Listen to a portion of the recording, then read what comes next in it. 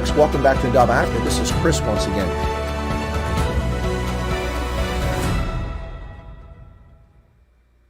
Hey folks, welcome back once again to Fireside with the Colonels. It's Chris Wyatt and Wynand Toit, co-host here, Wynand in South Africa. I'm here in central Pennsylvania.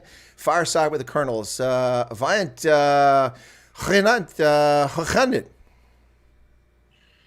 Chris, now, good evening. It's going well. And we have been spared. And quite warm here in Uppington, but otherwise it's fine. Weather is great. The world are green. Animals are fat. I was going to say summertime in the Northern Cape. That's a bit toasty for me. What's your temperatures up to? In the high 30s, or what are you hovering about right now? Yeah, today, but it went up to about 36 degrees. Sometimes you do get fairly warmer in the 40s, but in the last week or so, we had fairly moderate weather here in Uppington. Now, we had crazy weather here in Pennsylvania. I'll tell you that just a couple of days ago, it was -6. I was at a rugby game. It was -2. Walking around at a rugby game, -2. And then 2 days later, it's like 16 or 18 degrees here. That's just, crazy stuff. And it's, I don't mind cold weather. I'm a Viking. I love cold weather. But those swings really get your attention, particularly when you're not 18 or 20 years old anymore. We're not privates at basic training. I got a little bit of mileage on our odometer, don't we?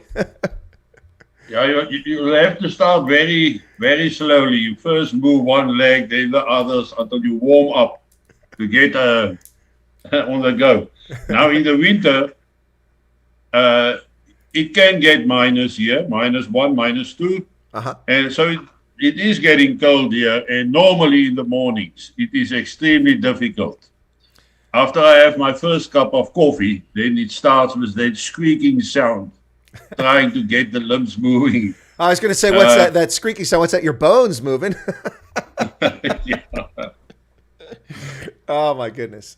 Yeah, no, it's, I'm with you there. And of course, I've lived in deserts and semi-deserts all over the world. And I think for people that are not accustomed to that sort of thing, the sparse vegetation, you don't realize that one reason that a lot of places stay reasonably comfortable in the morning is because the vegetation kind of traps the heat and it lingers and hangs in the soil. But when you have no vegetation, it's wide open, veld and spaces, it can get quite nippy overnight, especially in the morning. And when it's time to get up, it's like, no, I'll tell you what, I'll get up in an hour or two. Yeah. No, that's definitely the case. Yeah. Hey, let me welcome in. There's some new usernames in here, no doubt coming over from your program. Folks I haven't seen before. So folks, if you're new to this program and this channel, welcome. And feel free to become a subscriber. I'll tell you what, just for you guys today, special price. You can become a subscriber for absolutely nothing. No charge. Just push the subscriber button right down there. All you do is reach down there and there's a little button down there and you push it. That was easy. And there you go. You become a subscriber just like that. Free of charge. Now, not a member, but a subscriber. Anyway, I'm just having a little fun there. But anyway, so we thought we'd take today, and we haven't had a chance to talk for a couple of weeks. And now this is a fortnightly program, but we missed the last couple of weeks trying to do it because we've both been busy. But I thought maybe tonight we'll talk a little bit about kind of our experiences growing up. And let me just lead off with that, okay? And say that I entered the Army back in 1983. And I don't want to hear about anybody that was born after 83. Don't be telling us that, okay? Don't be putting that in chat. I was born after that. But I went to the Army in 1983 after a year at university. Now, I had a little experience with military before that because when I was in high school, I joined something called the Civil Air Patrol. Our Civil Air Patrol is an organization that does search and rescue missions. It's civilian, but they have a military structure with commanders and cadets, and you wear Air Force uniforms and you use Air Force discipline. So I learned how to do drill and ceremony before I ever went in the Army, and I understood ranks and I understood the role of people and who they were, what their role was. So that made it easier for me. But I went in the Army after a year at university in 1983, and I stayed in for 3.5 years, and then I left the Army and went back to university for 2 years, during which time I was in the reserves, in the National Guard in Ohio. And every month we did our weekend drill. We're in uniform. We had our air defense artillery systems out there, and we trained and such, and then a couple weeks in the summertime. And then I came back on active duty in 1989 as a lieutenant in the Intelligence Corps and served until 2019. So that gave me 36.5 years. And so I was enlisted. and then never a warrant officer though, but then a commissioned officer. So as we used to say in our Army, RLO, a real live officer. That's what the warrants used to call. The warrant officers called the commissioned officers RLOs, real live officers. It was kind of a dig at the officers, but it kind of stuck. In our vernacular, the path that I take is what a lot of people call a Mustang. They call officers that used to be enlisted Mustangs, because they're kind of wild and they're free and they know what it's like to be on both sides of the fence. So that's kind of a little bit about how I came to the military. Can you tell us a little bit about your military experience, when you came in, and how you went about it, just so people have some background? Yeah, I started in 1977. You got me beat. You got me beat. You got me beat. No. In 1983 already, I was quite far along the line. But in 1977, I did my basic training, and then I went to Oudtshoorn to do my junior leaders course. And I was in the permanent force from day one. I never did national service, so I joined the permanent force before the time. And also, maybe because of my family, that was also in the military, and it sort of became the in thing to do. And after I finished with my JL's training at the infantry school, I was sent to 7th South African Infantry Battalion. And then I deployed to the border. That was my first deployment as a second lieutenant and a platoon commander for 6 months. From there, I went to the Army Gymnasium, which was a formative training for young officers. And during which time, if you perform well, then you are selected to go and study, or you get the opportunity to go and study at the military academy, which is the faculty of military science at the University of Stellenbosch. So I did for 3 years. And by that time, I've sort of put the special forces out of my mind. My brother used to be in the special forces, and the week before I went up on my first border duty, he was shot and killed while serving with the SAS in Mozambique, the Rhodesian SAS at that stage. But he was also a member of one reconnaissance regiment here in South Africa. And I sort of put it behind me until, of course, an accident happened. And that accident happened in the form of a beer festival in my final year at the military academy. Okay. Now, when you are full of hopes and you are young, one can get quite outspoken, and being challenged by some of the reckies who have attended this beer festival. One of my friends said, well, we will come as soon as you guys can organize it. And it was a surprise to have the signal calling us for selection the very next Monday morning. I mean, the beer festival was on Saturday. Monday morning, there was the call-up instructions, come for selection.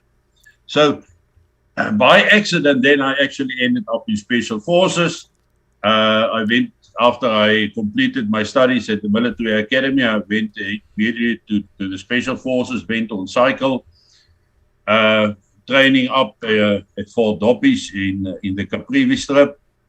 And of course, then because I'm a member of 4 Reconnaissance Regiment, which was seaborne, I then started with all the seaborne courses as well, which it included training on board of the submarines, working with the submarines, working with all the different ships, the frigates, the attack craft, or the strike craft. Actually, strike craft is the right English word for it. And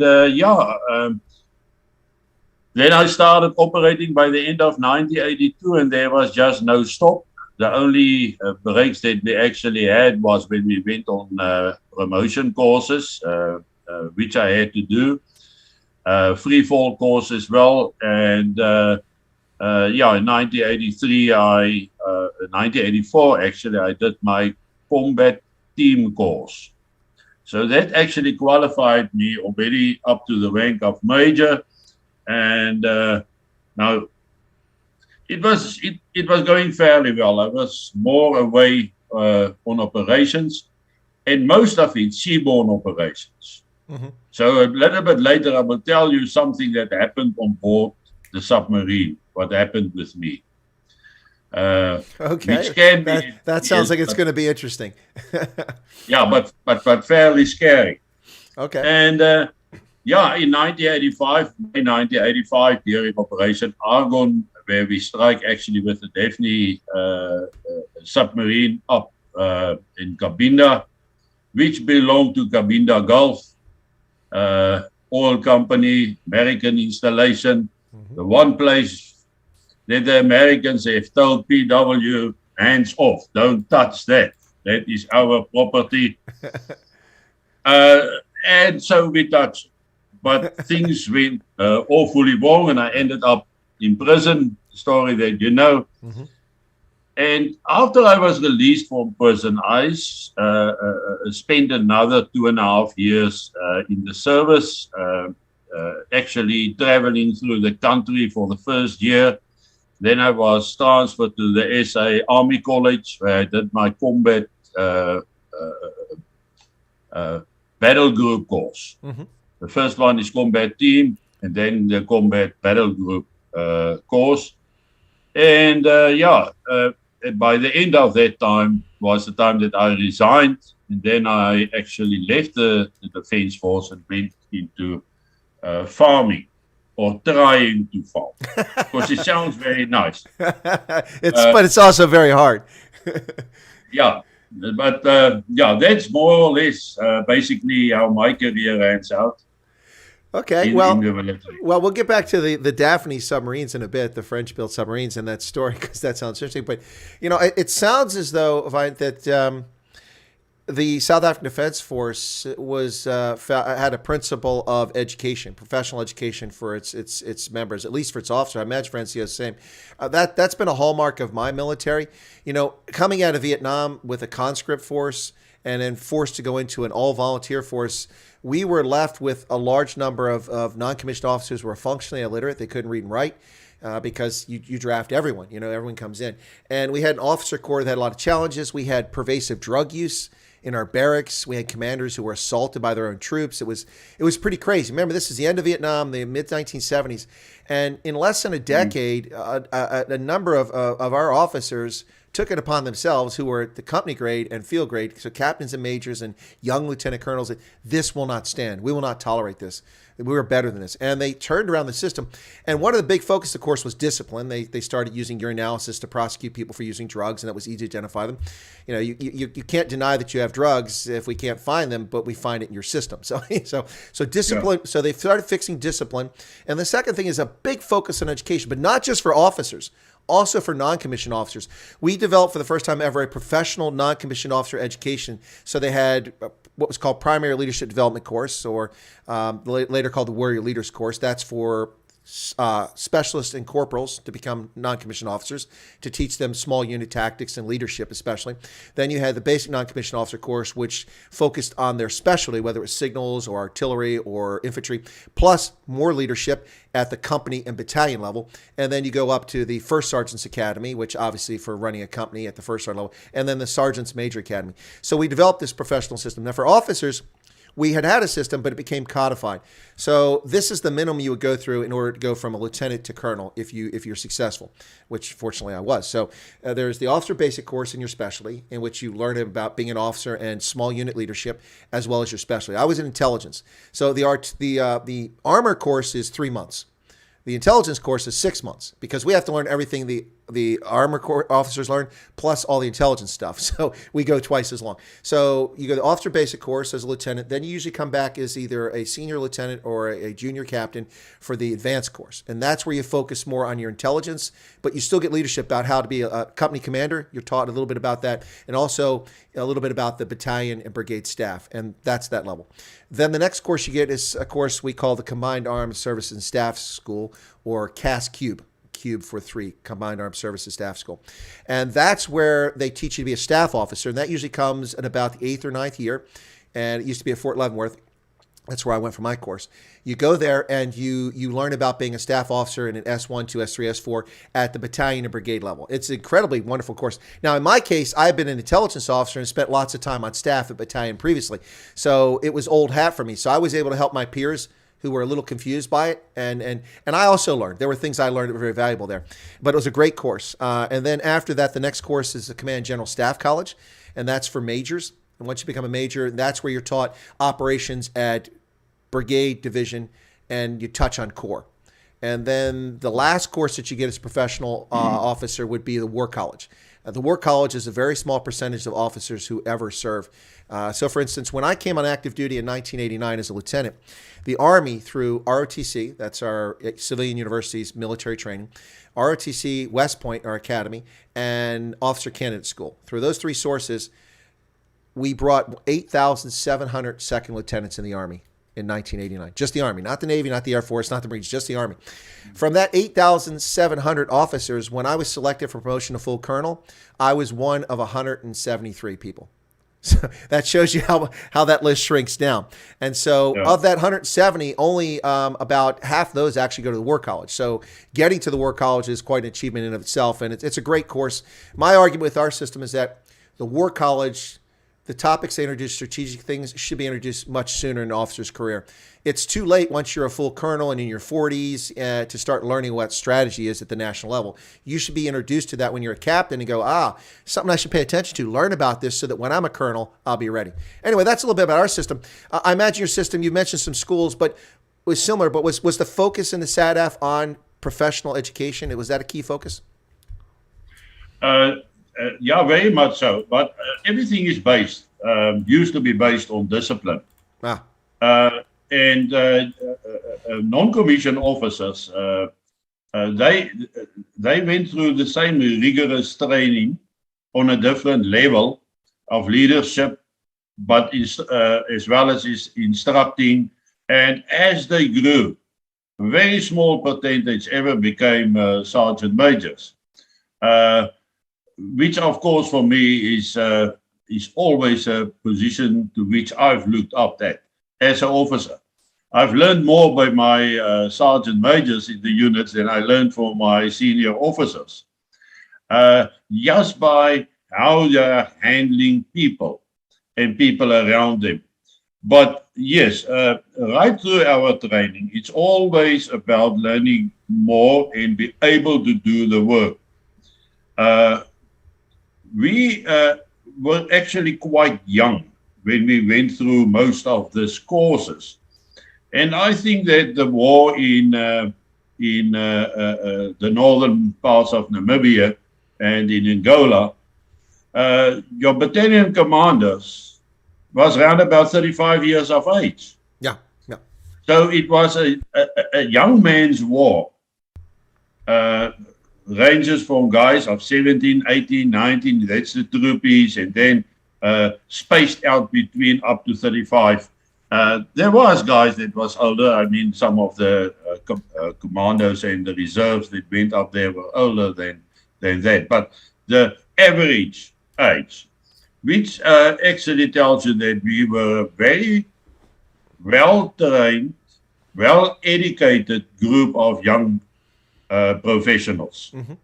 And you could have seen it in everything that we did, in the war that we fought, in the way how we treated our equipment, how we handled it. If you look at the SADF today, there's no resemblance. No one's not even vaguely. Yeah. Which is unfortunately so, because there's certain things that was our proud. We was proud about it, and now it's all just gone. Now, okay, there's a reason for that, and one of the reasons is that we are sitting now with a much smaller army because we got a smaller threat, and there's certain excess buildings that they are not using, so that became dilapidated. The problem is, with all the corruption happening in South Africa, there's no way how they can lift this bunch of people to the same levels where it used to be. And the threat in Southern Africa is becoming larger and larger at the moment, and we are not being able to meet that threat. Mm-hmm. So yeah, but during our days, I can tell you, we were lekker windgat and strong and courageous guys. And I mean, when you are 23 years of age, you are a battle-hardened veteran, and nobody tells you what to do. If you talk to a 23-year-old today in South Africa, he will probably still wonder what happened between school and the day, while we had already fought the war. Absolutely. Yeah, no, and that's what's lost on people. You know, whether you want to or not, battle hardens a person and matures you instantly. You really, whether you want to grow up or not, you grow up pretty quickly on the battlefield, because if you don't, then you're not there anymore. And even if you do grow up, you know, sometimes things go badly there. I didn't know about your brother dying in combat. My condolences on your loss. I know it was decades ago, but nonetheless, I'm sure it was difficult, but the condolences on that. I do want to bring something in from the chat very quickly here, and that's I'm a grumpy old man. That's his username. I'm a grumpy old man. Is in Australia on the East Coast. Now, I don't know if he's on the Gold Coast, which is a part of the East Coast of Australia, but he says it's 2:25 a.m. here on the East Coast of Australia. So I want to say bye-bye, Donkey Kealoboa. Thank you very much for tuning in to watch us at 2:21 in the morning in Australia. That's commitment. I really appreciate you joining us tonight. I'm sure that Wynand also appreciates folks tuning in. And anybody who's here who's not a regular on the channel, feel free to become a subscriber, folks. Doesn't cost you anything to become a subscriber, right down there. Remember that I'm a target of shadow banning. I'm not complaining, just stating a fact here. I mean, when you have a channel that goes from 2 to 23,000 subscribers in 4 months and then gets canceled, and you have 140, 150,000 views on videos, you come back and after a year, you have 5,500 subscribers and your average video is getting 300 views for your prepare videos. There must be something going on there. Anyway, so feel free to become a subscriber. We do appreciate it. Yeah, so that's interesting, the things you mentioned there. Now, can we digress a little bit, because I'm itching to hear this story about the Daphne Submarine. Can we go back to that? I don't want to keep the crowd waiting too long. That sounds interesting. Yeah, no, let's talk about it. Okay. You know, for some other reason, my officer commanding thought that I am very capable to work in submarines, and I'm very suitable and adaptable to the confined spaces and the stints in the submarine. So every operation I was just involved. I came back home, then I go on a trip again. But it's incredible if you take that there's 67 51 people on board of a Daphne submarine. But when we came aboard, it easily chased up to about 67 people that is on board. And so the machines, everything, the outboard motors of the rubber ducks all went inside, except the rubber ducks themselves were staying outside in a bin. And the fuel of those outboard motors was in rubber bags that could expand and all those type of things due to the pressure and the depths. But every evening at last light, we go out and we check the fuel just to see that we still got enough fuel. And because some of the times these rubber bags leaked or they broke and we lost those fuel. And we need to know at all times how much fuel do we have for the outboard motors. So this specific evening, and there's a very strict drill when you go out. So you got the guy in the conning tower who's watching the deck, and then you got the first lieutenant that's going out on the deck, and another PO who's opening the bins, and myself who's getting inside the bin now to look around to see what is happening there. But there's a safety line, and you actually got to hook up on the safety line. But the sea is so beautiful, it's calm, just some large swells. So, of course, we did not do any of that. I got inside the bin, and as I came up, there's a huge swell coming right over the submarine. And the wave swept me, the first lieutenant, as well as the guy who was with a petty officer, swept us overboard. Oh, So now we are in the sea.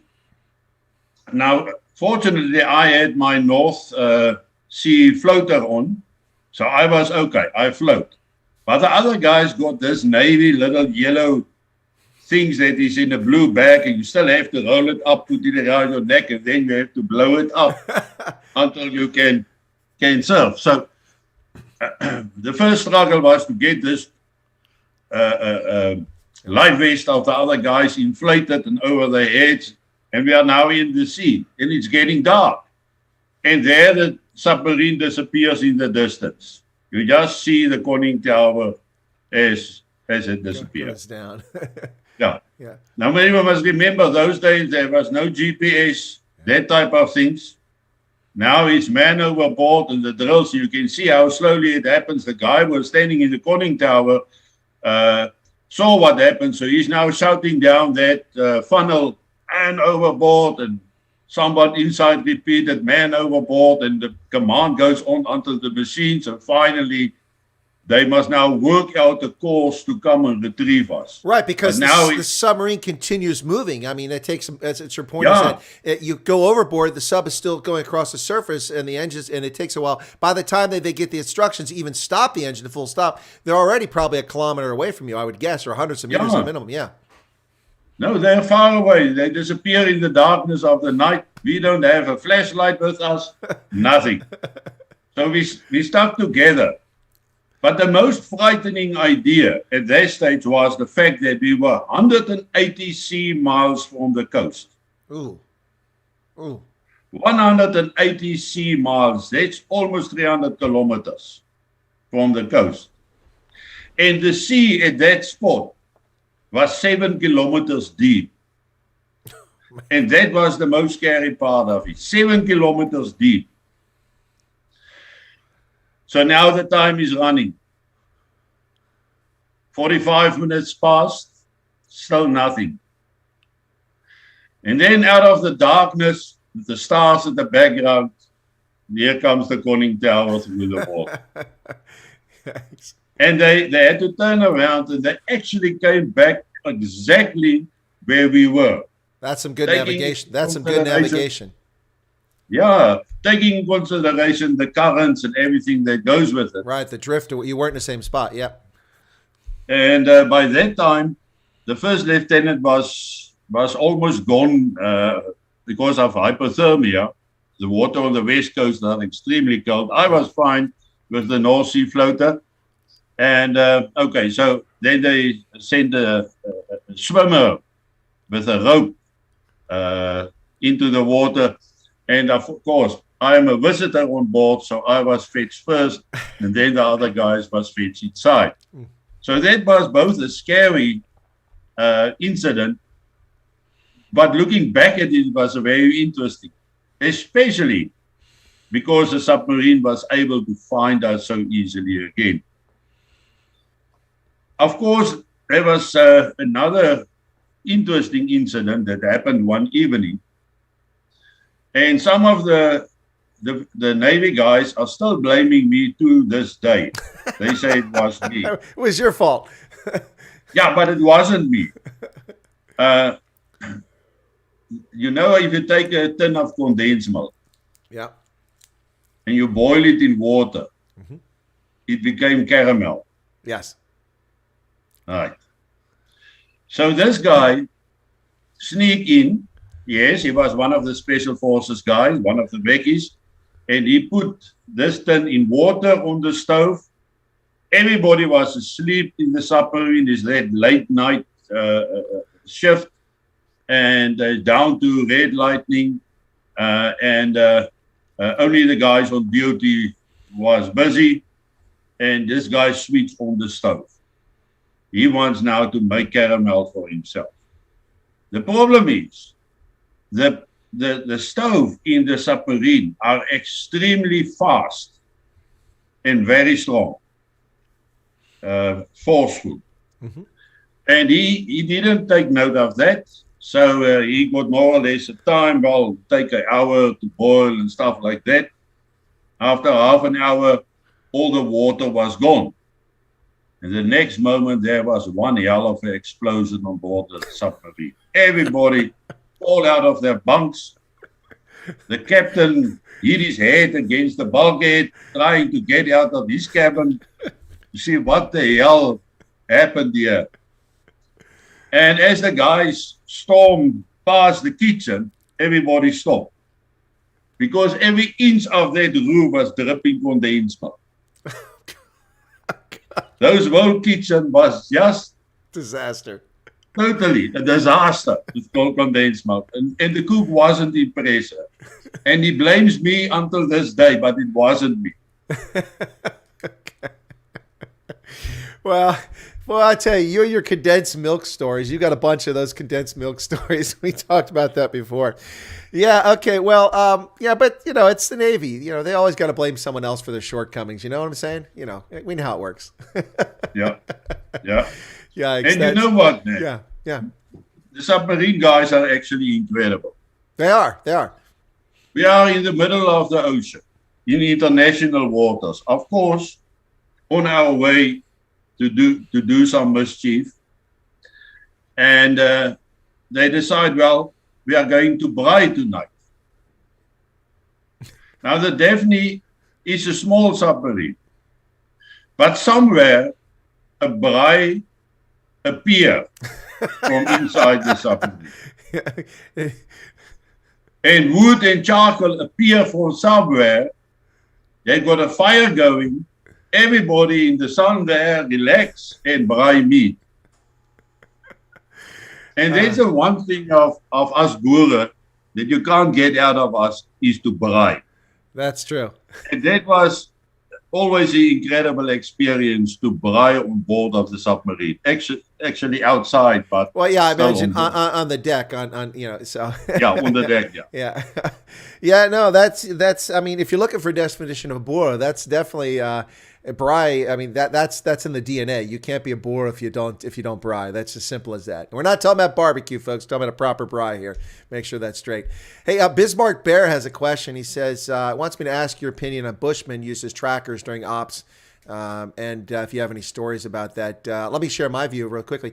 From my understanding and having, bear in mind, I wasn't on the ground there. I just know it as an intelligence officer and analyzing information we had. The Bushmen are incredible trackers. They're absolutely amazing and played a major role in the Bush conflict in Namibia and in Angola. And so, Vine, can you share with us, what are your thoughts on the Bushmen that were employed? Yeah, the Bushmen initially wasn't utilized fully. And they only at a later stage was brought in large numbers, but then they formed their own unit. They became a fighting unit. They did all their training the very same. And of course, they had a wide leadership that takes command and control of them. And we did use Bushmen for tracking purposes, but the Bushman was not apt for special forces too much. So we have used most of the times our own people that might be ex-Angolans and even Awambu people of the area to do certain tracking for us. But when it comes to just normal tracking, most of the times we did it ourselves. We were trained by the Bushmen to do tracking. And that was perhaps the best way. So they will lay a track for us. They will do the counter tracking and everything they will put in place. And then they would put the ambush up for you. And you walk into the ambush. And that's how they taught us for 6 weeks, actually, their bushcraft and survival. So a lot of the times, most of the times, we did our own tracking. When we were working in a group. But I think at a later stage, and I'm talking about after 85, because 85 I was captured and I was out of the system. After that, they have started using more and more the Bushmen as well. But also in various different roles. And they did very well. Bushmen are cunning little people. Mm. They know that they definitely know the environment and they know the geography and terrain. They're whether they live in the Northern Cape or in the Kalahari in Botswana or in Namibia, where most of them actually live these days. Yeah. But yeah, they really know their way around. Really, for me, fascinating people too. I've never had an interaction with them that I came away that I didn't like. I've really enjoyed meeting them in all those countries. You see, Chris, you couldn't just take a bushman from the bush, put clothes on his body, let him trek in front of you, knowing that we are going to walk into an ambush or you are going to make contact with the enemy. Mm-hmm. He's not trained. So we had to train them. And but once they are trained, then you can use them for various functions. Mm-hmm. And that was important. Otherwise, they don't survive. Yeah, no, absolutely makes sense. So Malcolm Cloty says he was a driver for the Khoisan back in 1983. He was based at IND Charlie Camp, in this Independent Charlie Camp, with the Buffels and another one with the Parabats. So, hey, Malcolm, good to see you there. Yeah, no, let me ask you this question, your thoughts on this, and my analysis, and of course I wasn't on the ground, so on the ground analysis always helps. As far as the MPLA's, the Force Armée Angolaise, their tracking ability, I wasn't particularly impressed by it. Let me get your thoughts on that. And then UNITA seemed to have some good trackers, but would it be fair to say that the MPLA's forces were not good at it, UNITA was decent at it, and South Africa had the best trackers? Is that a fair statement or inaccurate? That's a fair statement, but you must remember, it's not about the question whether they got good trackers or not. I think the Angolan army probably got equally good trackers, but there was a reluctance to engage. Okay. Maybe that's why it appears that way. Okay. Yeah, and if they are not in huge numbers, very Soviet style of doctrine that they are using. So it's always in brigades that they will advance. The smaller groups is what was fairly, reluctant. The planned fighters from Namibia was much better than they were. They infiltrate into Namibia and they fare much better, or fared in those days. Mm-hmm. But still, we must bear in mind that at the stage the Cubans were 65,000 men in Angola, and I don't know how many troops the Angolans used to have at those days, but we never had more than 3,500 people on the border. Yep. And during one of the, I think the Cairo conference between Cuba and South Africa and Angola, negotiations that happened, the Cuban foreign minister warned him he will put 15,000 more troops in Angola if we don't listen. And then Jan Geldenhuys replied to him and said, well, we will have to put another 1,000 in. And he was very affronted. How can we think that 1,000 of us are sufficiently enough to counter 15,000 Cubans? And then when Jan Geldenhuys told him, listen, you got 65,000 troops in Angola. We never had more than 3,500 troops in Angola. So that was a bit of a shocker. But that will also tell you the story about the dedication and the willingness to engage. I mean, they were there in numbers. They just didn't have it with them or in them. Well, and I think that's borne out if people look at the Battle of now this was, I think, when you were incarcerated as POW, but the Battle of Cuito Cuanavale, that battle. I mean, just a handful of South Africans engaged there against massive columns of MPLA brigades and Cubans involved, probably as many as 20,000, Cubans eventually got involved in that particular battle. But I mean, there were only 13 Olifants that crossed the border. I mean, with about 120 Rattels, and some G5s, I think, were there as well. They just obliterated the Cubans. Now, absolutely obliterated the Cubans and the Angolans. The Angolans, the losses they suffered were huge It was something else. It just shows the elan, the esprit, the teamwork, the professionalism, and the ability to coordinate things. Now, having said that, having talked to a few vets who've been in that battle, they'll admit that things weren't always as smooth as people like to make them out. It's war. It's messy. Orders don't get followed. Communications don't get through. But regardless, so heavily outnumbered, and basically, regular. I mean, we're not talking about guerrilla warfare. We're talking about open conflict, like battle, force on force, and greatly outnumbered. I think, Chris, that our biggest advantage came from the ability to adapt very quickly on a plan. Mm-hmm. I can't remember of one operation that went according to plan A. They never do. They never do. It sometimes ended with plan C and D, but we have succeeded, despite the fact that we have to adapt the plan along the way. Mm-hmm. And that was incredible. And it was youngsters that did it. They had the ability to think on their feet, to make decisions. And the most important part is to make the decision. You get people that can't make decisions. And because they can't make decisions, it's gone. Mm-hmm. I mean, you can make a bad decision, but you have to make a decision. And I think that's one of the strong points that the SADF, the old SADF, used to have. Mm-hmm. Youngsters that can think on their feet.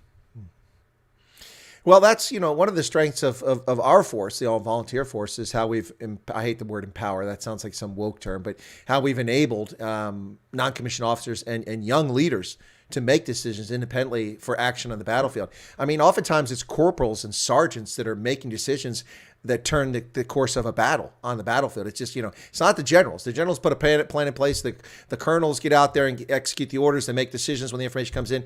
But, in the face of battle, it's the corporals, the sergeants, the staff sergeants, the first sergeants who are making the difference. The lieutenants out there make a difference. Now, there's someone named Maria.Mia here and laughed when I said obliterated the Cubans. I misspoke. I meant to say obliterated the Angolans. I was trying to say something else. But Mia says South Africa lost in Angola. Well, that's your assessment, Maria. But I was in the intelligence community, and I'll tell you that the Angolans got their hat handed to them in that particular battle. And in 1975, 76, the same thing happened. So the South Africans didn't lose on the battlefield in Angola ever. Strategically, the National Party lost. They capitulated and gave up on the fight at some point. But to be fair, one of the main reasons for the National Party continuing the system that it had was because it argued to its population that was supporting it, that's the white population, that there were two threats, the Zwarte Gevaar and the Groene Gevaar. And once it was obvious that you could no longer make the argument that black Africans couldn't run governments, you had Botswana next door that was running without any major problems, and a few other countries around the continent. That kind of faded. And then the only thing left was the Red Menace. And when the Berlin Wall collapsed, your raison d'etre, your reason for existing, it was hard to make the argument to South Africa's minority white population that we have to continue in this method because there's no longer the red threat, at least on the surface. Now, we see communism roaring around the world today. But anyway, so I'll just wrap this up very quickly, is that South Africa did not lose in Angola on the battlefield. They did not. I worked in the intelligence community, and I followed these events, and I'll tell you they didn't. But anyway, people can have different views on it, and they're welcome to it, but that's my assessment. Go ahead, Fine. But, Chris, yeah. We won the battles, but we lost the war. Exactly. Politically. Exactly. Strategically. Yeah, strategically. You won tactically and you won operationally, but it was just lost strategically. Yeah. Politics lost the war for us in that instance. But, people don't like to hear it, but Quetequanawal was a setup. It was a battle that was fought. It was planned around the table to an extent, because that was at that stage it was already a well-known fact that Namibia will get its independence. The Cubans will withdraw. South Africa will withdraw at the end of the war. But they need a battle so that Cuba can go back to the Cubans and tell their population, listen, we have won the war. South Africa must tell their people they have won the war. And the Angolans must tell their people that they have won the war.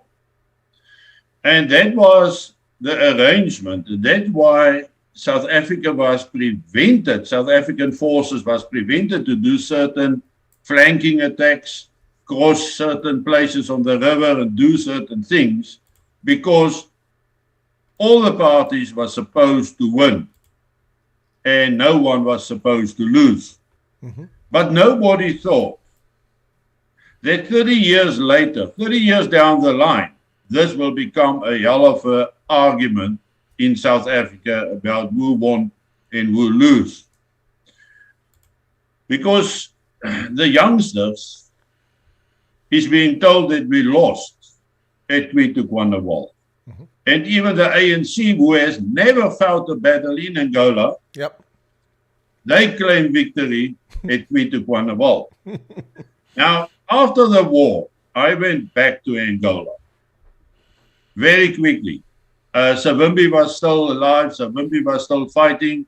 I first went back with executive outcomes. So, yes, I was a mercenary as well. And then when they left for Sierra Leone, I actually stayed behind in Kahama, which is an interesting defensive area where a hell of a lot of Cubans used to be in that area. And I've made my peace with all the people. But I also know what has happened and how it looked and appear. But during those days, early days, I was more welcome in Angola than a black South African. Because they say the ANC refused to fight with us. We have provided them training, we have provided them bases, but they never fought with us like Plan did against us. That's where there's a lot. I mean, if you take the South African old former soldiers and you took the Plan fighters living together in Namibia today, there's no hard feelings because there's a mutual respect between the two opposing forces. They respect each other. They talk the same language. They are all soldiers, laugh for the same type of jokes. If the world was reigned by soldiers, we would never have a war. Yeah. No, we had wars because of politicians. And that's the thing, you know, as you say, you speak the same language. There's respect because you've walked the same walk, you've talked the same talk. And the politicians who send us to harm's way, they have the animosity. They're the ones with the hatred and at each other's throats. Soldiers do their duty, and afterwards they have respect. I still think that if we have fought the war after the Namibian independence, if we have continued with the war against the ANC, and we could have faced them across battle lines, physically, maybe there would have been a lot more. I don't know whether empathy is the right word, but there would have been a lot more harmony and understanding between the ANC, Umkhonto soldiers, and our own soldiers.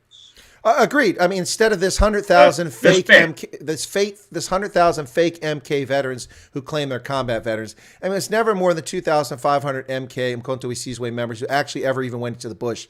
This is just, you're right. I agree with you. If you'd actually faced each other force on force on the battlefield, there would be mutual respect, and you wouldn't see the vitriol and the hatred that comes from so many ANC politicians who claim that they're MK veterans, because they're just frauds. They're not real soldiers. Yeah, they are frauds. Yeah, but back to the question with Maria Mia about whether South Africa lost in Angola or not, and I just always go back to this one, which of course has been coded in fraud, and that's when the general in charge of the Cuban forces went back to Cuba. That's Arnaldo Ochoa. Arnaldo Ochoa went back there. Fidel Castro trumped up some charges against him for smuggling and such, and executed him.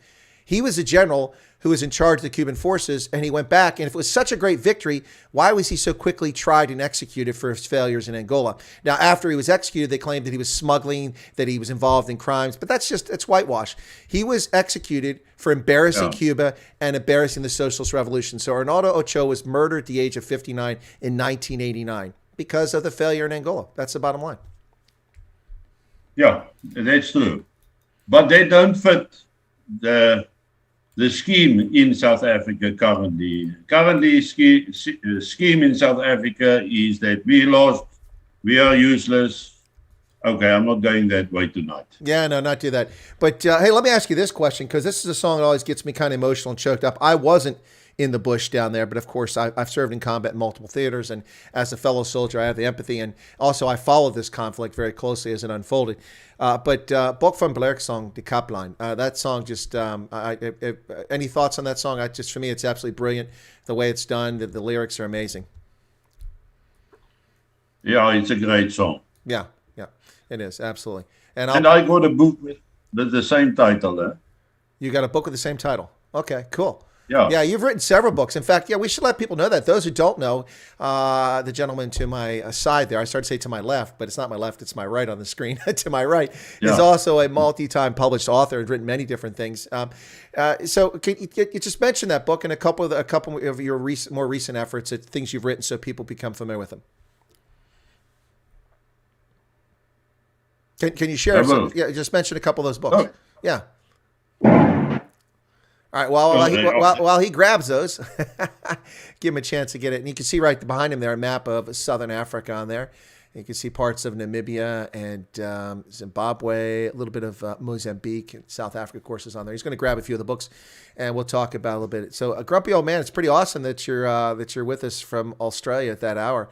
That's pretty nice. Anton Harmsa, welcome for you joining the chat. I noticed that you're new here. Appreciate it. I hope you became a subscriber. Oh, here we go. Here's a few of his books. Get him a chance to talk about that. My books probably aren't as interesting because mine are about geopolitics. So his are about different things. Go ahead. I got 3 books that has been written in English as well. The first 2 books, Judas Bok and Joseph's Clear, Judas Goat and Joseph's Cloak, is about my personal experiences with those operations that I was captured. That's my life. But then I also wrote this one, Destiny.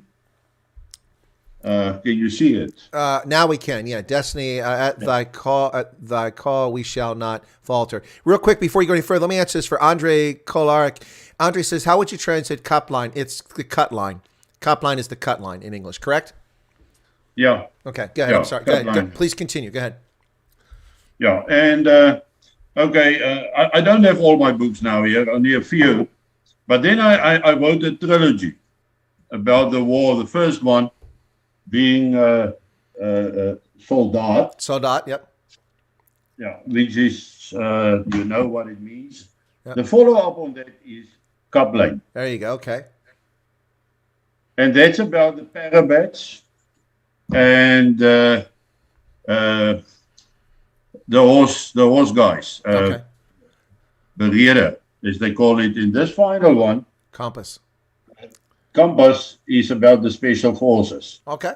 And it's basically my own career, but I don't use my own name. I use other names and same operations and type of stuff. I got a couple of other. I got one on the submarines, but I don't have example with me at the moment. I also wrote this one, Pelendaba Protocol, which is about the atomic bombs that South Africa had, the 6 of them, which was dismantled when F.W. de Klerk came into power. And it was actually the very first step towards the surrendering, was destroying those bombs. South Africa, by the way, is the only country ever in the world to destroy atomic weapons. Or to rid itself from atomic weapons. Dismantle its program, yep.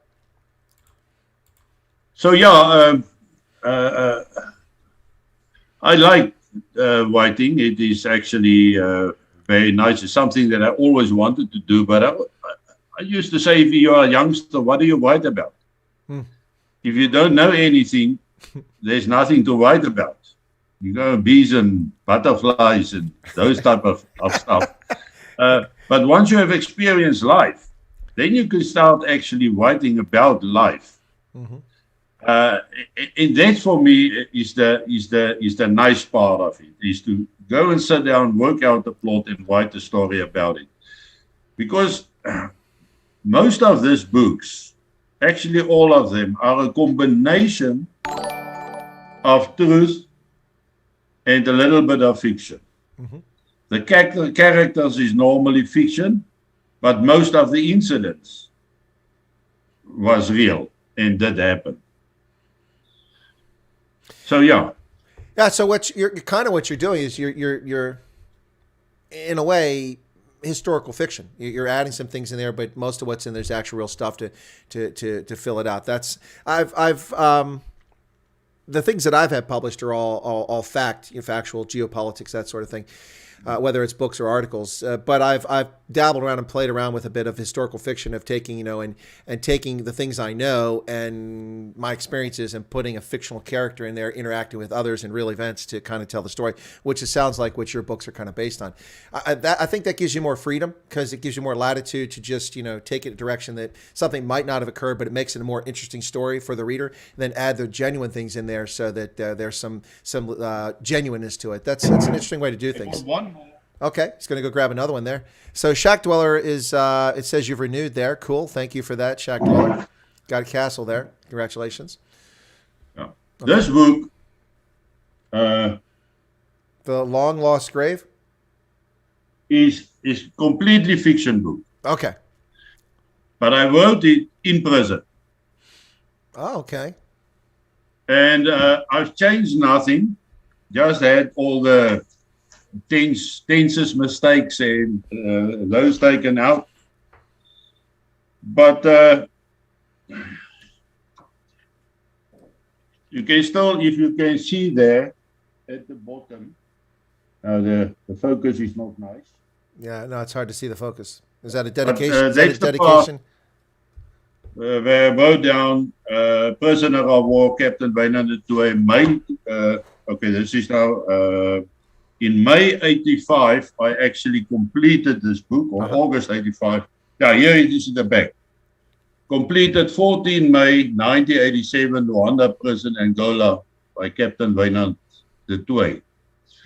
But my wife has read this book, and she said she learned more in this book about my mind, my psychological state, than she have learned by interacting with me.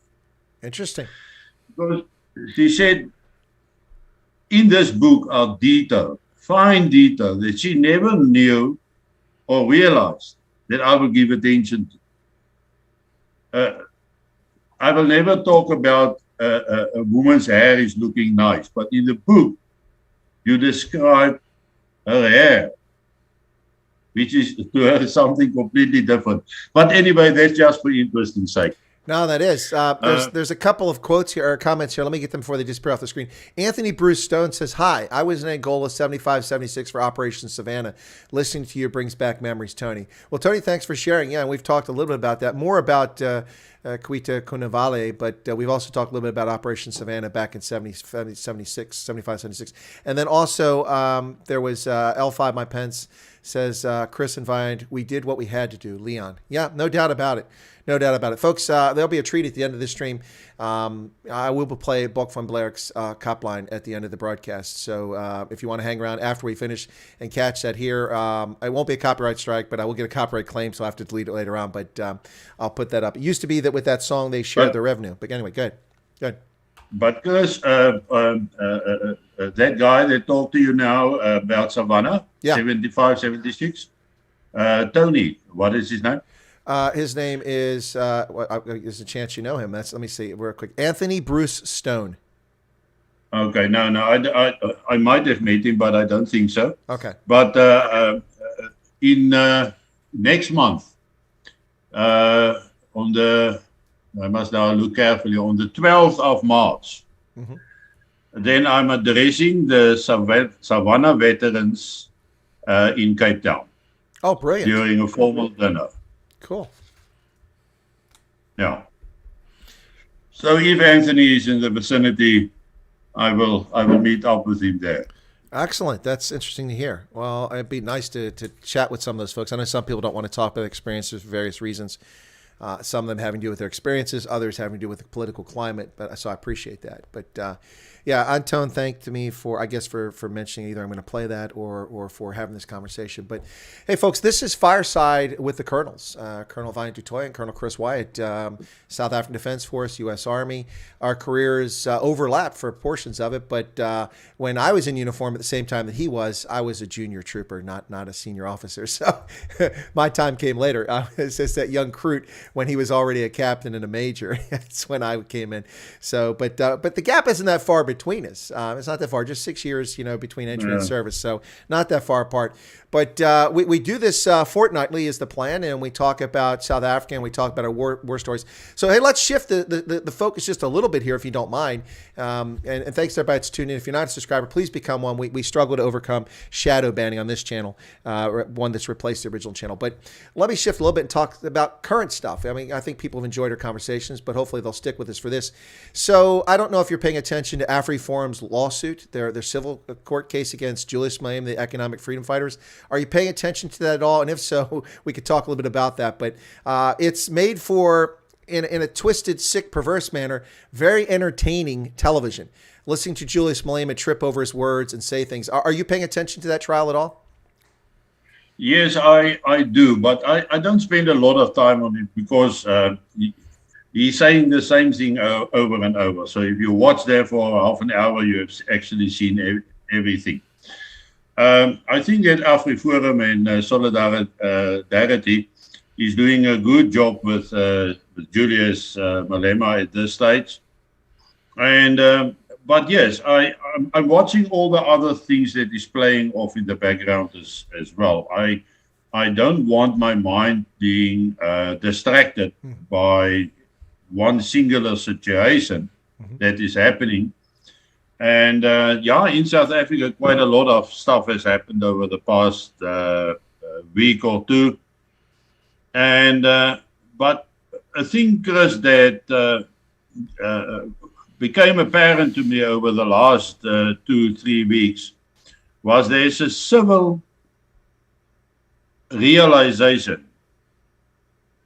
It is as if everybody in the population has reached the point where they are saying enough is enough.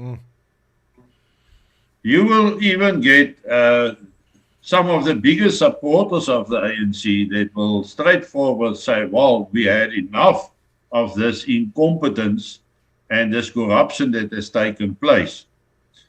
And, everybody thought that with the court case of Ace Magashule and Zuma, they will disappear. And in fact, they are far more visible than they used to be.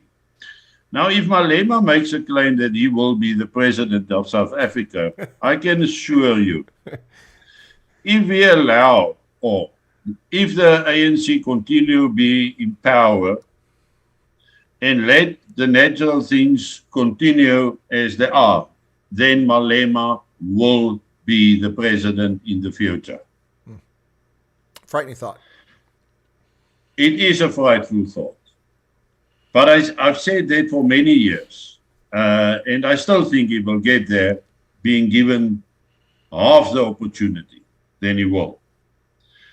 And you can expect him to side with Ace Magashule and those guys in the near future. And more obviously so. Yeah.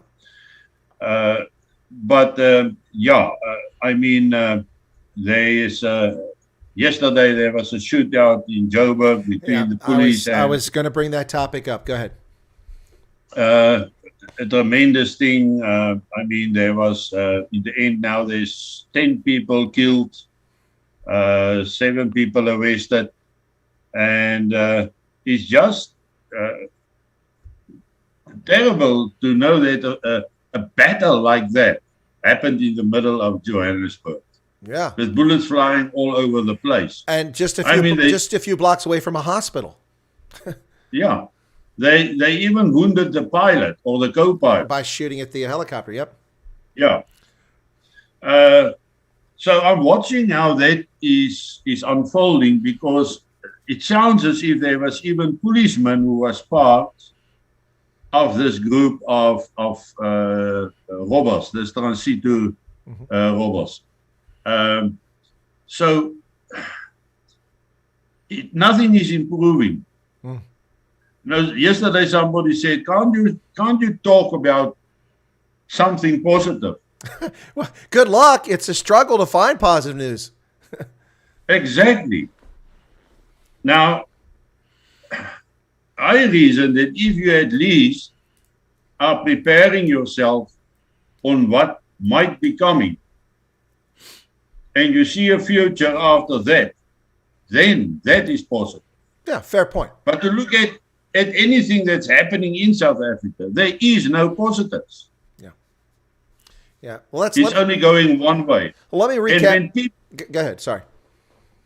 When people say this is enough, if you take the speech of Rob Hersov, where he said that South Africa is uninvestable, that take guts.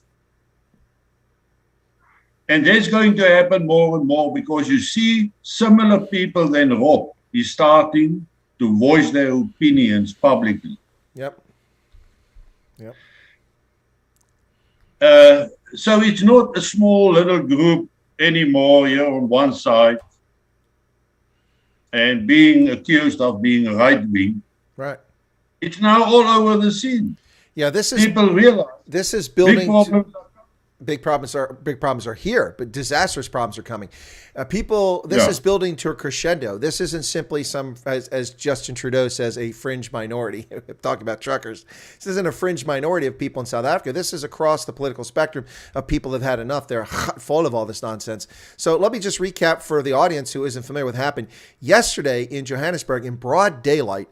A group of about 25 armed, well-organized cash in transit heist clowns were being pursued by the police and undercover because apparently they're tipped off what's going on, and these people realized it, and then they wound up in a firefight in the city in a leafy suburb of Johannesburg with automatic weapons, AKs firing indiscriminately. A helicopter was chasing above. They fired a helicopter. They, as you said, wounded the pilot or the co-pilot. I'm not sure who it was, but this is insane. Initially, reports were 7, then 8, then 9. Now 10 people have died as a consequence of this. Initially, 3 police officers reported having been shot. If this were a one-off and never happened, it'd be one thing. But this is a daily occurrence. Fine. There were 59 cash and transit heists in South Africa in December and January. That's 62 days. That's almost one per day. And it's not just cash and transit heists. It's 2 things specifically about them that are very bad. The violence involved, they're becoming increasingly more violent, and the participation security services personnel. The one that happened a few days back, they arrested a SAPS officer and a SANDF, a serving SANDF member. Now, the thing about the SANDF member is that he was arrested 9 months ago when he was caught in commission of another cash and transit heist. My question is, why is he in the brig? Why wasn't he discharged and put in prison? And why is he still a serving member of SANDF? And how many more cash and transit heists did he participate in from 9 months ago until he was caught in this one? And how many people are dead because of this guy? This is absolute lawlessness. There is no sense of law, let alone justice in South Africa. And this is building to a crescendo. No one is safe in the streets. No one is safe in their homes. Every home, whether you live in a shack in Alexandria or you live in a ritzy mansion where Ramaphosa lives at, you are a target. And we see these assassinations happening in broad daylight. We saw a car down outside of Durban, BMW, where they fired up and killed this woman and wounded 4 other people in a car in broad daylight, stuck in traffic. This is insane. Absolutely insane. This is, I actually saw, was it Martin van Stad? I don't want to miss van Stad, who was on Big Daddy Liberty stream the other day. And he said, he mentioned the USA, talking about how violent the USA is. Okay, fine. We got violence here. But let's just put this in perspective. In 2019, there were 14,000 murders in the USA. That's horrible. And nobody should be murdered. That's terrible. But in the same year, The USA with 330 million people, South Africa with 59 million people. South Africa had 21,000 murders, 7,000 more murders than the U.S. had, with a population 6 times as large. Anybody that wants to compare violence in America with South Africa is crazy. They got the story wrong. This is insane. Now, you've worked in the security sector. There are ways to solve this. There are ways to solve it, but the government isn't taking it seriously. And if they continue to neglect this topic, it's going to spiral out of. It's already out of their control, but they're going to wind up losing power, I think, eventually. That is the problem. It is spiraling out of control. You see almost on all different levels now, you see increased violence.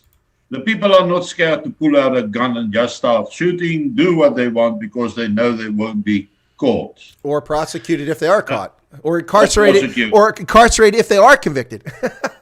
Yeah. So that's a terrible problem. I mean, in the past, you have seen many sort of peaceful protests, right? Peaceful, but they are burning buildings, etc. In 1994, there was protest, and the worst they would do is throw some of the bins out on the streets. Now you are getting to the point where they start burning everything, or already for a long time they are burning everything. They are looting with it, and now they've started killing people when they are protesting, like we have seen at Clover protest this week. Well, that was another topic I was going to bring up there. That's horrific.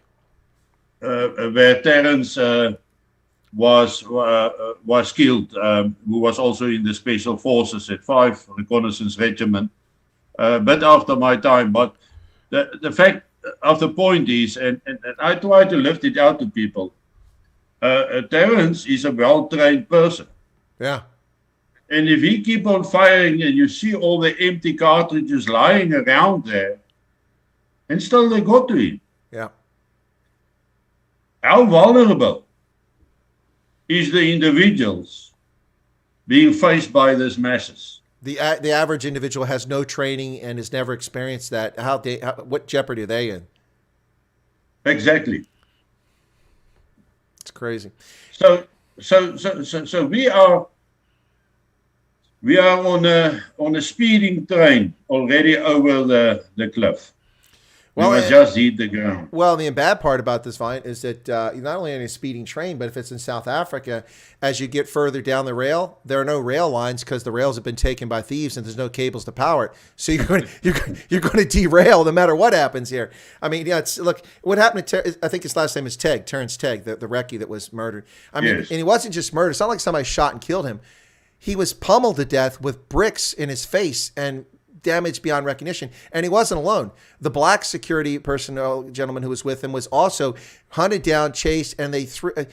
This is a sickness. This is over wages at a plant. And the reason that the Clover plant isn't in full operation is because of the policies, the macroeconomic policies of the ANC. And instead of being angry at the government, they're murdering people who are trying to protect private property. It's 2 people arrested. I saw in the video at least a dozen people complicit in this. This is just it's horrific, absolutely horrific. Yeah, and there's a huge sort of a source of worry, and of course, if the things up north in Ukraine with the skill, then we can expect that it will even get worse here. Yeah. Because it will have an influence on the situation. It's crazy. What's your take on the situation in Ukraine? Oh, yeah, you saw that in the chat. I was going to, well, here's my take on the situation in Ukraine. I've done a few videos on it, and I've talked about it endless in my live streams. So we're now at a stage where yesterday, Vladimir Putin officially recognized the breakaway Donbass republics of Luhansk and Donetsk. Now, a lot of people in the press are running around and making a big stink about this. Oh, my God, oh, my God. But you have to ask yourself some basic questions. Those breakaway republics have been controlled by these proto-states since 2014 when Russia occupied the Crimea and annexed it. And they sent Russian troops dressed as irredentist Russian nationals into the Donbass to support the rebels there. And those breakaway republics have been around. Why is he recognizing now? Well, Putin was making no move to recognize this 4 months ago. But what's happened in the last 4 months? Joe Biden the tail wagging the dog, trying to distract from his pervasive failures in every single thing he touches, whether it's the pandemic with record numbers of Americans infected every day, record numbers of Americans dying now, over 2,000 Americans dying every day under his watch. And his only answer is jab, jab, jab. That's not the answer to what's going on. Anyway, so that failure, the fact the government is lying about inflation, it's 3%. 3% my butt. It's more like 40 to 50% in the past year. And then his Build Back Better plan, which has failed, his effort to overturn our voting system, every failure. And we don't even know about corruption. We're not even talking about that. This, to me, is the tail wagging the dog of Joe Biden looking for something, this saber rattle, to drum up support and enthusiasm. Because whether you like a leader or not, the bottom line is in most countries, when someone takes you into war and patriotism rises, support for the leader rises, and it's all nonsense. You have to ask yourself this question about why would Russia invade Ukraine? That's the first question. Not a single journalist bothers to ask Jen Psaki or Joe Biden, why would Russia invade? The press will tell you the reason that Russia will invade is because they don't want the Ukraine to be part of NATO. Well, that can be accomplished without invading. And oh, by the way, if he invades, what does he get? He gets guerrilla warfare, which will cost him billions of dollars in fighting a rearguard action against Ukrainians and others who are not happy about it. He gets hundreds of miles closer to NATO. Now he's on the border with Poland and Romania, which are NATO powers. His stated goal is to have NATO further away from him. Why would he go there? It makes no sense. Is there gold, silver, platinum? I don't know. What's the graphite? There's no strategic resource there whatsoever. He already controls the Ukraine because he annexed the Crimea. Game over in 2014. And what did Barack Hussein Obama and Joe Biden do? Nothing. They put a few financial restrictions on them. So he occupied the most strategic portion of the terrain of Ukraine in 2014 and annexed it to Russia. And we didn't go to war over that. Why are we going to go to war with a nuclear-armed state that has 10,000 warheads pointed on intercontinental ballistic missiles and sea-launched ballistic missiles at our country because Joe Biden is a demented lunatic? This is all nonsense. Biden's lied about everything. 127,000 troops amassed on the border. The largest invasion since World War II. Well, Joe, in 1950, 300,000 Chinese crossed the Yalu into North Korea and pushed U.S. and UN forces back below the 38th parallel. That's a lot larger than 127,000. In 1973, 900,000 Arabs and 4,000 Cubans invaded Israel. That's a bit larger than 127,000. In 1979, 200,000 People's Liberation Army Chinese troops crossed the border and invaded Vietnam. In 1980, 150,000 Iraqis invaded Iran. In 1991, 670,000 coalition troops from 43 countries, 470,000 American soldiers, including me, invaded Iraq. In 2003, 177,000 coalition troops invaded. So he just lies. And here's a piece that people never ask. How many troops from the Russians were already on the border with Ukraine before this so-called escalation? The Crimea is occupied with tens of thousands of naval and ground forces already. The entire western Russian border with Ukraine has tens of thousands of troops permanently based there all the time. It's their western boundary. So how many troops went to Belarus for the bilateral exercise? Joe doesn't tell us, doesn't offer any evidence of it, just makes a claim. The number is actually 30,000. That's not enough to invade and occupy Ukraine. Now, all the forces, sure, but my point is this is all nonsense. It's unnecessary. And here's the ultimate question. I've asked the question why he would invade, but here's the big question. Russia invades Ukraine today. They take it over tomorrow. Do the world financial markets collapse? Does the price of oil quintuple? Does it affect the world? Nobody will notice. Now, that's sad for the Ukrainians, and I'm sorry for them, but honestly, with their corrupt government, it couldn't be much worse than it is now. So nothing tangible. This isn't Russia invading Germany. This isn't Russia invading Norway or Sweden or China invading Vietnam. This is a non-event. That's my thoughts on it. That's a long soliloquy, but what do you think? I get the impression that the West want him to attack. Well, Biden wants him to attack, that's for sure. And the rest of them are just little... If they want the war to happen. Exactly. They absolutely do want the war. That will be disastrous for the world. Not the invasion of Ukraine as such, but what can jump out of that? It can easily flow over into Europe at that stage. And you will remember I told you a long time ago, if I was Putin, I would have attacked America today. Because of Biden. No, I mean, we couldn't be much weaker than we currently are. I mean, listen, I saw the other day where the Assistant Secretary of Defense for Equity said that all military decisions must, in the U.S. military, be based on equity, inclusion, and diversity. So hang on a second. So here, let me put you in the shoes. You've been in a patrol. You've been getting a mission order briefing. All right. So you and I are sitting here, right? You ready for this? All right. So all right, what we're gonna do is we're gonna depart with the scouts at this squad will lead in so and so be on point at 3 a.m. This is the route we're gonna take. We'll take a second route here. We're gonna go here, and this is at daybreak. We're gonna fire flares, and then we're gonna put smoke for obscuration. We're gonna cross here, Alpha team here, Bravo team here, supporting fire, lay suppressive fire here, and then pull up on our signal, cease your fire, so we can run across and occupy the ground. Excuse me, Captain du Toit, you haven't asked our transgender soldier for her, their opinion. Could you please include, as part of inclusiveness, this military decision?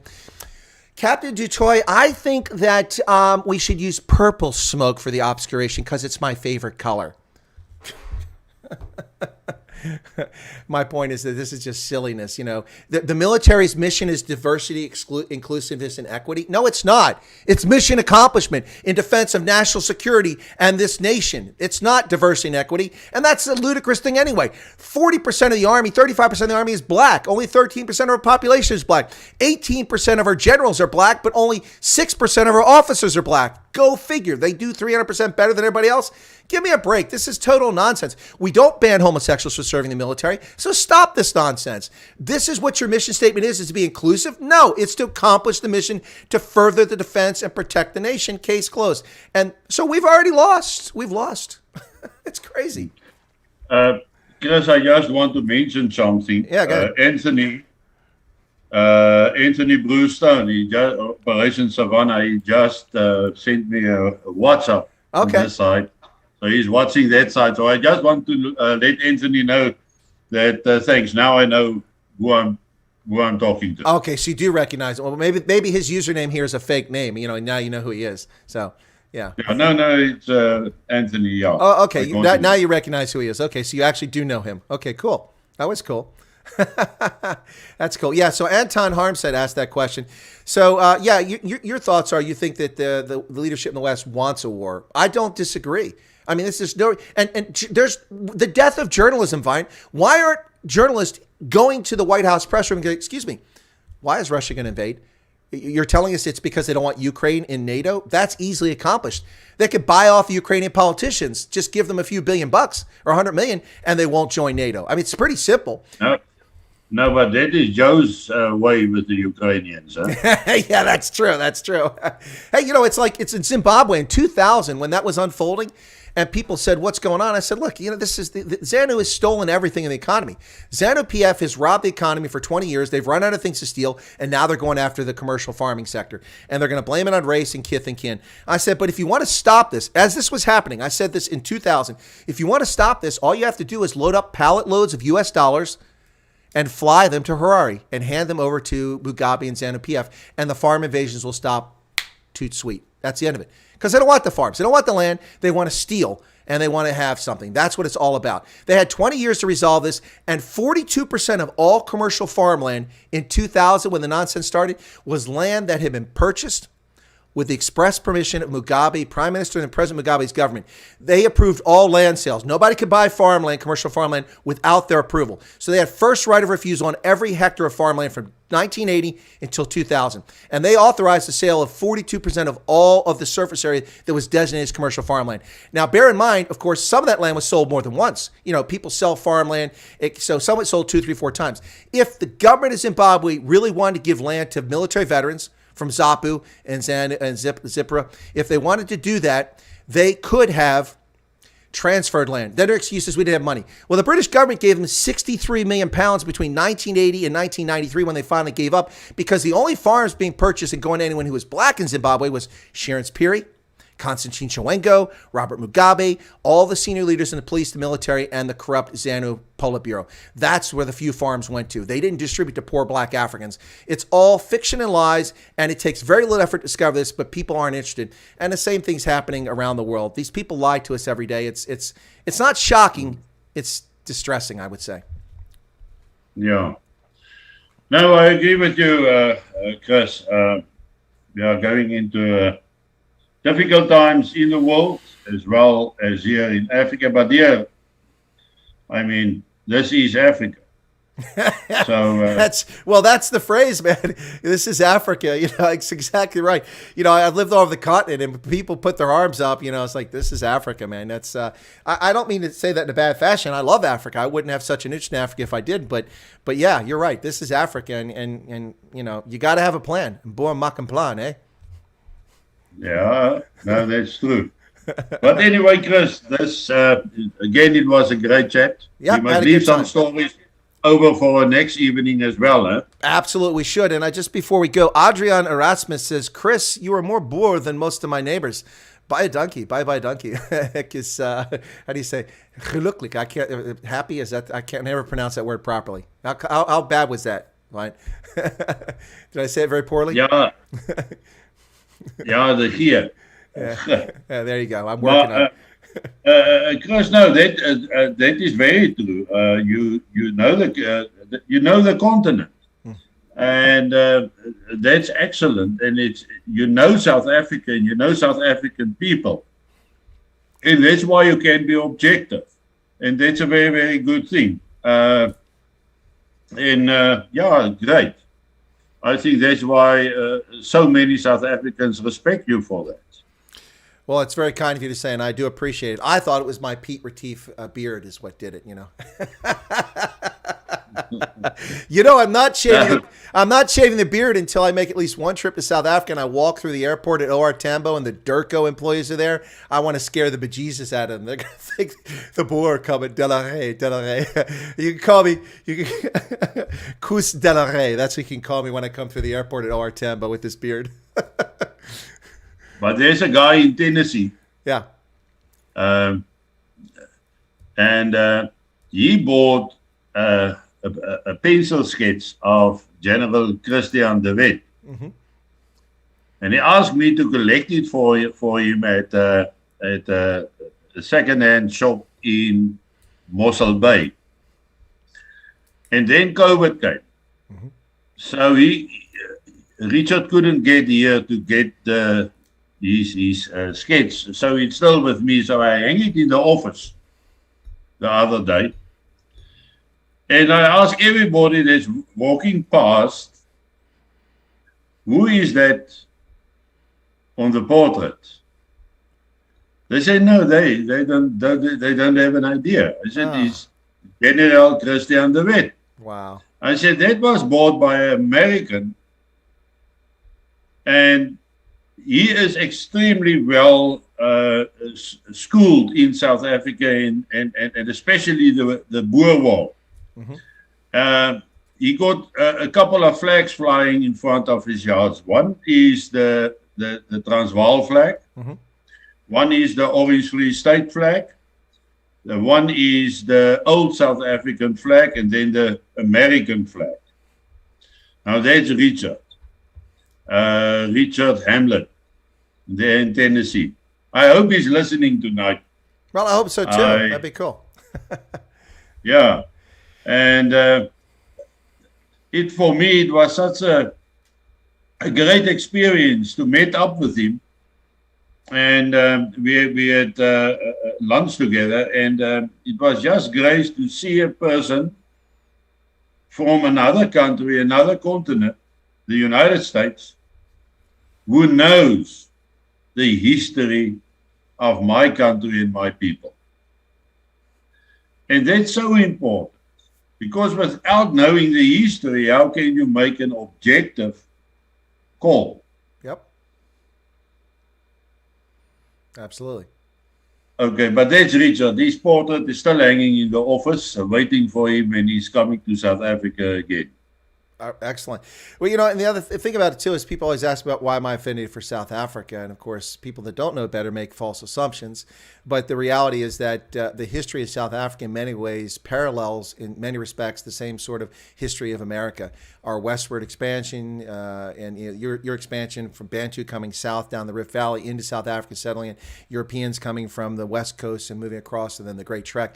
This boundless enthusiasm, entrepreneurialism, this belief in and faith and family, all those things, and you know, they're very similar to America and our development. So it's always been a fascinating. And of course, our unfortunate history with slavery here and race relations in South Africa, that's also part of it. And there are parallels between the two things, not identical, but it's very easy for an American who knows history and knows American and South African history to see the parallels and go, there's an affinity between Americans and South Africans. And I'm not just talking about white Afrikaans South Africans. I'm talking all South Africans and all Americans, if you're objective.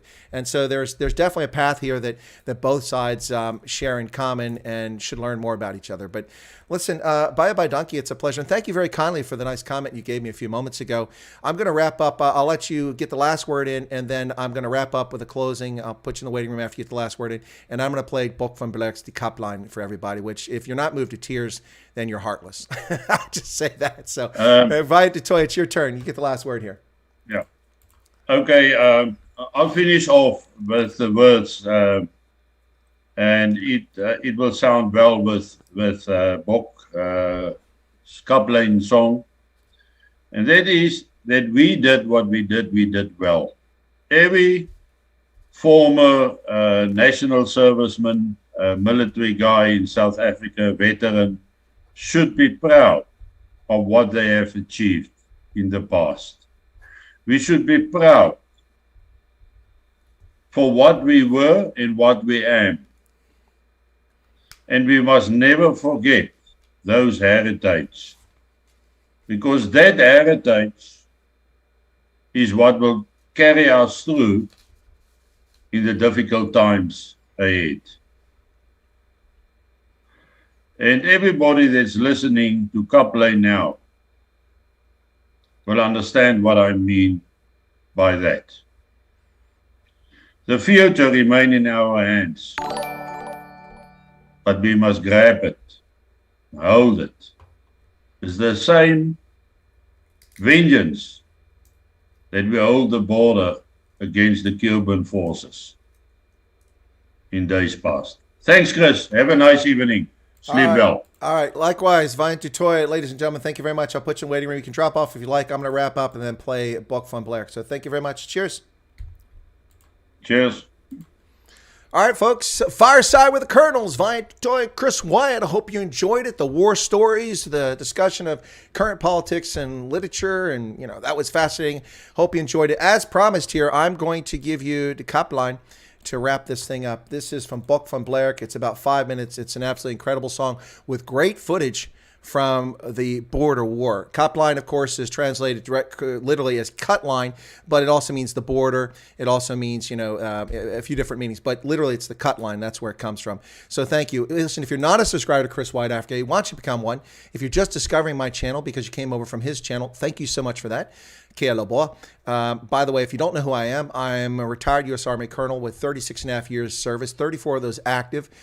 Served in Germany 3 tours during the Cold War, after the Cold War, in Italy for a tour, and in Africa I served tours in Tunisia, Liberia, Botswana, Malawi, Niger, Mauritania, Uganda, and Ethiopia. Did peacekeeping, counterterrorism, built schools and clinics, ran HIV, Ebola, tuberculosis programs, and did maritime ground exercises, taught military forces to obey the law of warfare. I'm a published author in academic circles, an undergraduate university professor, a postgraduate university instructor as well. And I'm a rugby enthusiast and a journalist. You can see the Springbok flag behind me and, of course, also the jersey on here. Feel free to check me out. You can find me on LinkedIn. It's William M. Wyatt there. Or you can find my bona fides anywhere in the internet. Just check them out. And please become a subscriber to the channel. You'll find you'll get objective analysis here, honest analysis, and I'll be fair about what my bias is. We all have biases, and I share my bias without any reservation. Thanks a lot. Please become a subscriber, and thank you for following us today. We do this program fortnightly, and we'll see you in 2 weeks once again for this program. Don't forget, we have other programs like Answer the Question with Rob Hutchison from Dear SA, and also another program called Kenako, The Call of Africa, with Koketso Retsani and Dumo Dengo. Thank you very much, folks. Catch you later. God bless. Okay.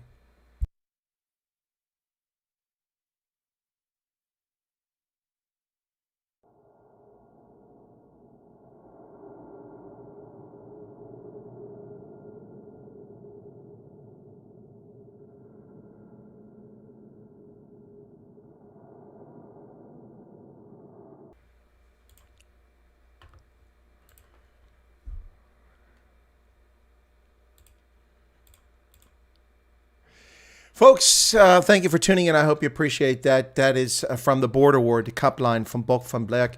I'll share that link for those who want to watch it. That video has 464,000 views. It ought to have 46 million views. A brilliant, absolute song. If you're a soldier, you appreciate the history and what's going on there. Whether you fought on one side or the other in that conflict, whether you fought for UNITA, MPLA, the FNLA, SWAPO, SADF, or you fought for Mkonto Wesizwe Way. There's the link, ladies and gentlemen. Be sure to smash the like button. I do appreciate it. Costs you nothing but a moment of your time.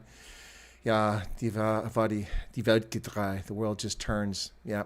Where are you now? Where are you now? Folks, thanks a lot. Appreciate your support for the channel. Remember, I'll be back on tomorrow. I don't plan a night owls tonight. I might change my view if I get back later on, but I've got some errands to run in preparation for my trip to Orlando for the CPAC conference. And my many thanks to Wynand to Toit. I think this was arguably our best Fireside with the Colonels. Really good conversation. And I apologize if you didn't like my approach with the cop line, but the song really stirs me. I appreciate your support. Be sure to smash that like button, everybody. And 99 Iron Duke just subscribed. Thanks a lot, 99 Iron Duke, for subscribing. Appreciate it. And for everybody who subscribed today, thanks a lot. Help us overcome shadow banning. And watch my other videos. You want to hear my thoughts on the Ukraine? There's a sarcastic video on there, as satire, plus real analysis as well. And check it out. Please help drive my prepared videos, which aren't getting any notifications to any of my subscribers. So please go watch those. Check it out. I have a whole bunch of playlists. You can find those. Thank you so much. There's the link, folks. You can go watch that song yourself. Take care of yourselves.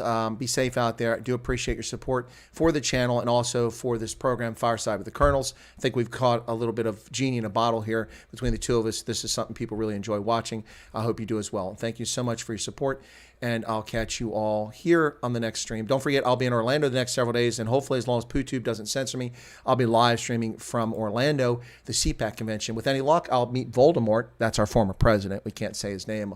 The name you dare not mention begins with a T and ends with a P. That's Voldemort. And hopefully Dinesh D'Souza and many other conservatives at this conference where I'm a credentialed journalist. Thank you all so much. Take care, folks. Bye-bye.